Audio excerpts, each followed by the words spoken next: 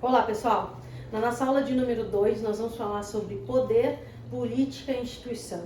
O que esses três assuntos eles têm a ver com as nossas teorias sociológicas na nossa aula de sociologia. Eu sou a professora Mariana Tavares Silva, residente de Porto Alegre, Rio Grande do Sul.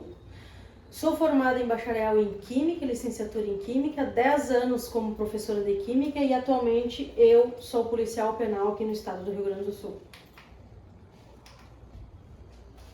A quem que se destina essas aulas, então? Elas se destinam ao primeiro ano da turma de ensino médio do EJA, do primeiro semestre de 2024 do nosso Colégio Jean Piaget, na disciplina de Sociologia. Qual a justificativa dessa aula número 2, onde a gente vai falar sobre poder, política e instituição? Ela acaba sendo fundamental para nós formarmos cidadãos críticos, que vão, então, ser conscientes das suas dinâmicas que moldam essas sociedades, compreender como o poder é distribuído, como que ele é exercido e como funcionam as instituições públicas, que são, então, essencial para a participação ativa na vida política e social. Os objetivos gerais dessa nossa aula seriam analisar as diferentes formas de poder e como eles se manifestam nas relações sociais, compreender os conceitos fundamentais da política e da sua importância na organização da sociedade, analisar as instituições políticas, qual é o papel delas e qual é o impacto social que elas causam na sociedade, desenvolver a capacidade de análise crítica e a consciência cívica para a participação ativa na sociedade.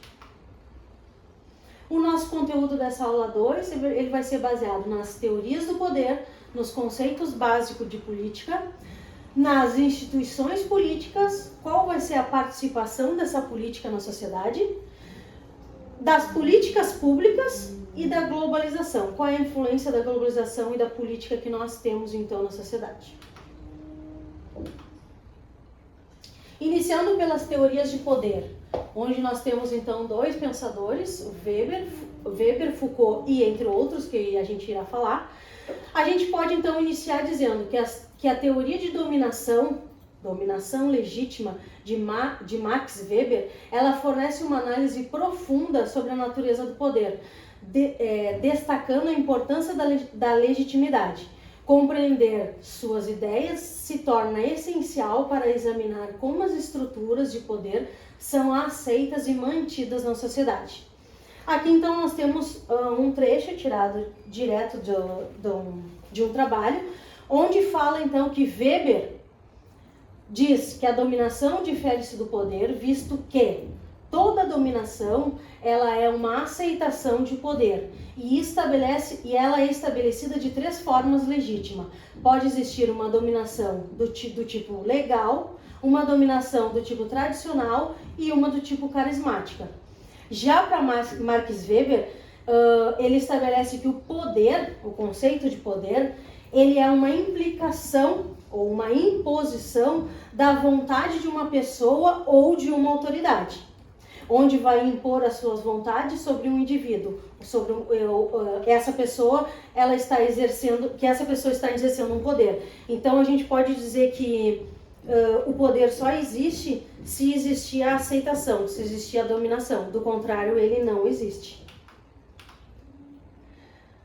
Agora falando um pouquinho sobre a teoria do poder através de Foucault.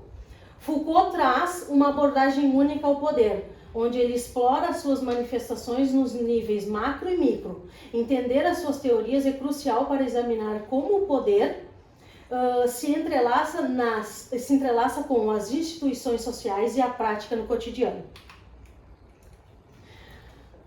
Aqui nós temos um trecho onde fala o seguinte: Foucault não escreveu um livro sobre poder. Ele falava o seguinte, que a conceituação do termo na sua obra, nas suas precauções de método, dizem menos respeito a uma possível elaboração de uma teoria geral do poder do que as tentativas de responder a uma pergunta.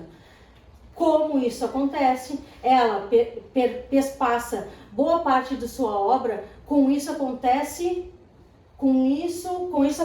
na criminalidade, na loucura, na família e no sexo. como se estabelece essas relações, quais os tipos de racionalidade lhe servem de princípio, quais são as técnicas empregadas. Essa posição crítica sobre a temática do poder, diz Foucault, não teria por função primordial denunciar uma metafísica na abordagem tradicional, mas sim de utilizar de certa conceituação e de certa maneira de colocar as coisas sobre as maneiras pelas quais viemos a ter uma relação específica com o trabalho e com a sexualidade e com a loucura.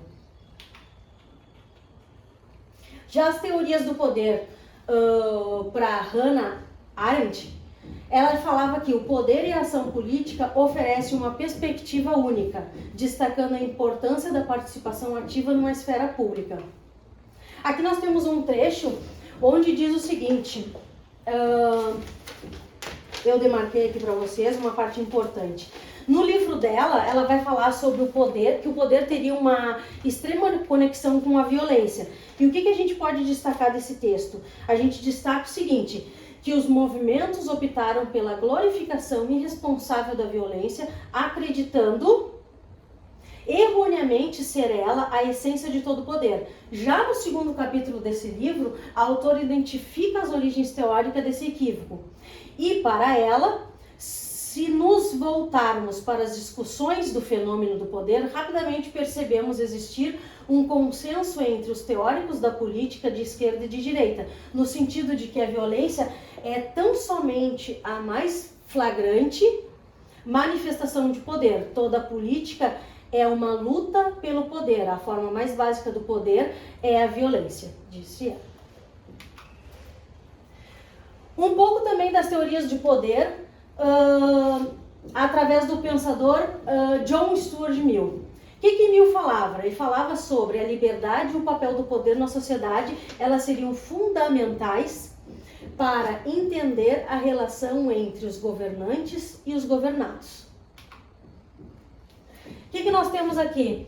Uma frase, um pensamento onde diz, em meio em todas as acusações feitas ao utilitarismo, aquela que tem ganhado voz com mais força ao longo do século XX é a crença de que o movimento utilitarista teria se mantido indiferente aos problemas da justiça. Repousando sobre o princípio da utilidade, o materialismo professado pelo utilitarismo clássico de John Stuart Mill, 1806 a 1873, é uma dessas teorias mal interpretadas, sujeita a críticas turbulentas no decorrer dos últimos anos. Felizmente, mais recentemente, e especialmente depois da segunda metade do século passado, a teoria de Mill tem sido revisada, levando em conta que o autor pode contribuir em um período pós-Guerra Fria. Com o avanço do liberalismo e a dissolução histórica das tentativas de implantação de governos comunistas, Mill tem se mostrado atual na solução que apresentou especialmente entre 1859 e 61, período em que foram publicadas suas duas principais obras de filosofia política e moral.